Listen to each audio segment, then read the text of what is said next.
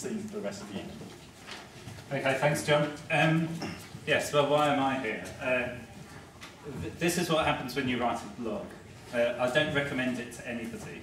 I wrote a blog post saying, wouldn't it be a good idea if we had a northern expression of big society, and now here we are, and I'm answerable for all of this, so my apologies.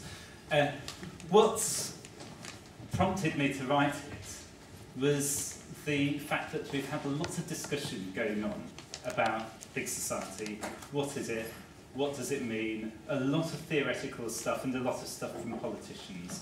Now, a lot of the people that I speak to in my role running a regeneration magazine called New Start know what big society is because they've been doing it for donkey's years.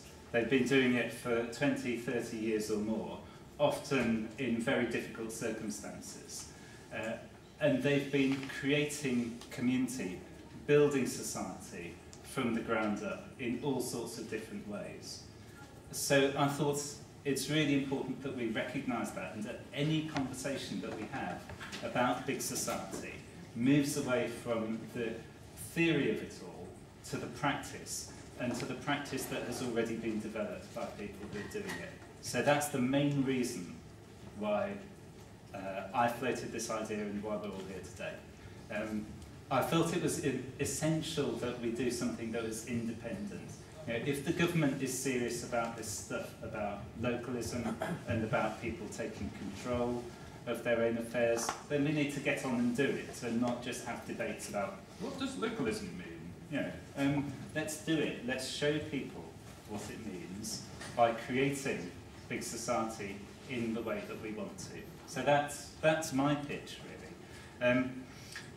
For me, it's not about some kind of means of overturning public services and running hospitals by volunteers, or you know, lollipop ladies doing museums in their spare time and stuff like that. It's about real social action where we are according to the things that we care about. And I think one of the most important principles behind social action has got to be that it connects with what is really important to people. It's not about what does government, centrally or locally, say we ought to be doing to plug their gaps, but what do we want to do? And some of that will involve identifying and protecting the things that we think are at risk. Because as well as recognising that big society is happening, has happened where we are, we also need to recognise that a lot of it is under threat. A lot of it would be under threat whichever government we've got, and let's be clear about that. We have people here who support the coalition government, we have many here who actively oppose it. Those are conversations for elsewhere. The conversation that I'd like us to be having tonight is about how do we identify what we think is really important, and how do we support it, and how do we support each other. Because I think we're all here because we know that building community is something that matters to us. We know that a lot of stuff is at risk by actions of central government and local government. So part of the agenda, I think, for big society in the north, as opposed to what's coming out of government, is, I think, having a really honest conversation about that. Being really clear, telling the stories about the good things that are happening, the good things that are under threat, the good things that we want to see protected. And again, it's for you to set the agenda there. What do you think is important? What do I think we can usefully do? I think what we shouldn't be doing here tonight is replicating what the statutory and voluntary organisations, the network organisations that already exist do. Because they're doing their stuff already. There's lots of people who represent voluntary organisations in different areas. There's lots of people who represent the work of local government, for example. We don't need to do that work. What we need to be doing, I think, is identifying where the gaps are and what we can do to start filling those gaps. And I think there's three gaps in particular that when I wrote, I think, the second of my blogs on big society in the north, I suggested we needed to look at. One is telling the stories of people who are doing stuff. And I think a lot of that just doesn't get done. Allowing people to use their own voice, and I think in particular using new media, using social media to spread those stories, I think that's really important.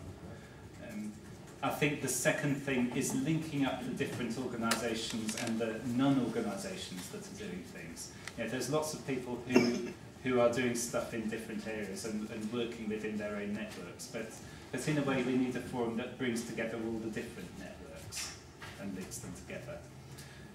And in particular takes it out of the usual relationships between central government, local government and the voluntary sector. You know, there are lots of other people who need to be part of this conversation. There are people in private business who need to be part of it. There are people who are who just see themselves as ordinary punters, who are not aligned to anyone, who see themselves as part of it. There are people maybe in trade unions who see themselves as part of it. We need to be bridging all of these gaps and finding opportunities for people to get together. And another thing that's related to that, I think, is mapping and finding ways to actually allow people to see quickly and easily what's going on, what's good, what's new, where's the innovation, where are the things that are under threat. And I'm very pleased that we've got some people with far greater technical skills than I have who are interested in that sort of thing.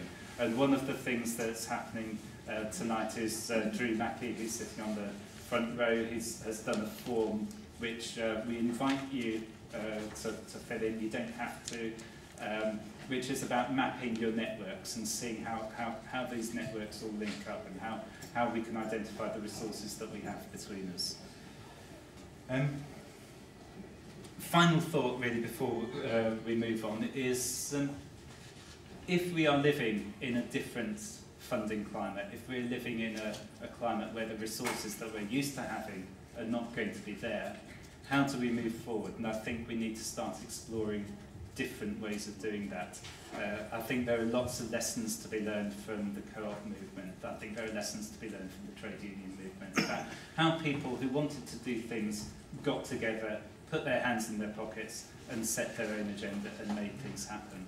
Because I think what we all know, what we've seen with the speed and the scale of the cuts that are going on at the moment, is if we assume that this is something that government is going to lead on and we can just join in, then we're going to be disappointed. We are not going to see big pots of money to do the things that we want to do.